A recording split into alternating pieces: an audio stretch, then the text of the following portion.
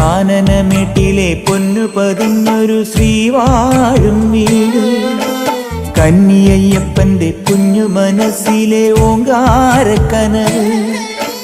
നാമം ജപിക്കുമെൻ ആത്മാവിലായിരം കർപ്പൂര തെളിവ്, നാദവേദങ്ങളൻ നാവിൽ തുളുമ്പുന്നതയ്യാനിൻ കനവ്.